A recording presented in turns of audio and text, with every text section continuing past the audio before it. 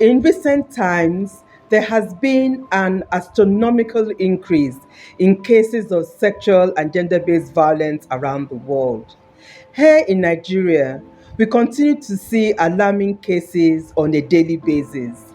The continued rise in sexual and gender based violence cases has made it imperative to scale up multi-dimensional approaches and strategies in combating all forms of sexual and gender based violence.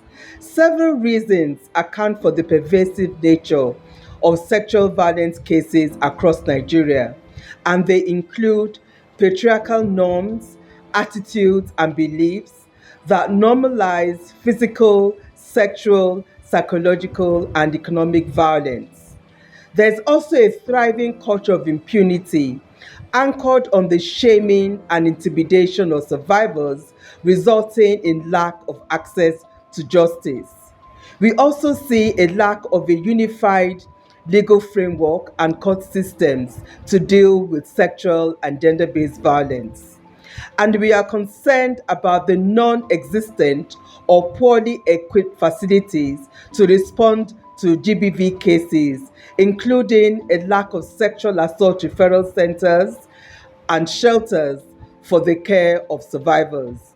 There is also limited financial, human, material, and technical resources to provide social support systems for victims of GBV to enable them to become survivors.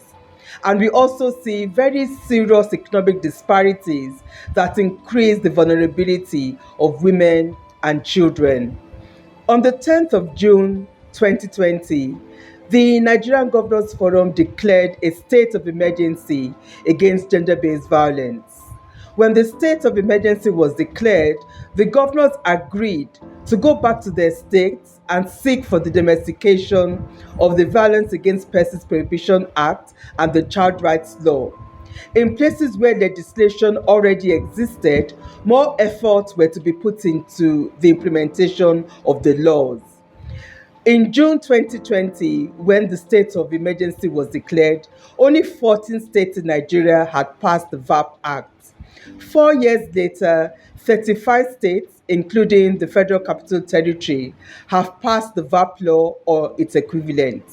However, progress has been quite slow, and women and girls continue to suffer from various forms of violence.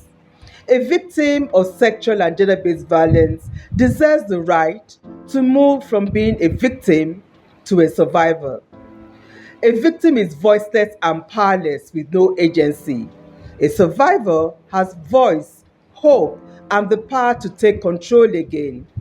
A victim becomes a survivor only through the quality of support they receive, ranging from prompt medical attention, short to long-term psychosocial support, access to justice, economic empowerment if needed, and patient, compassionate, and experienced champions.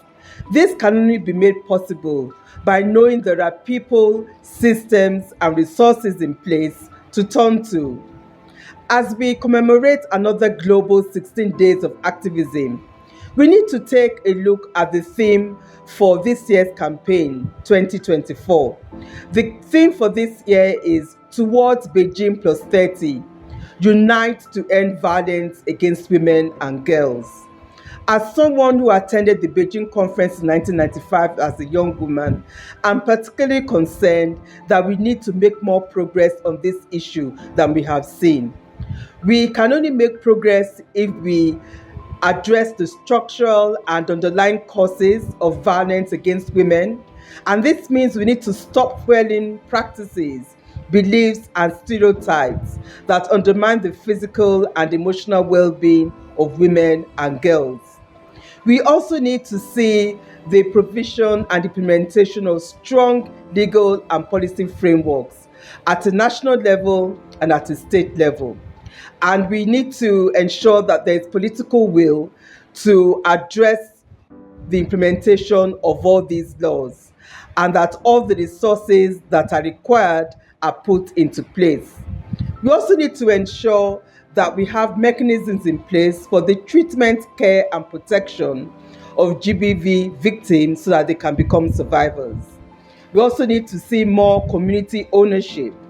Everyone in the community, ranging from politicians to religious leaders, to traditional rulers, to parents, families, everyone has the responsibility to ensure that we break the cycle of violence. And it is also important for every single one of us to unite and declare zero tolerance for all forms of violence against women and children. It is possible. Let us unite now. Let us do it now.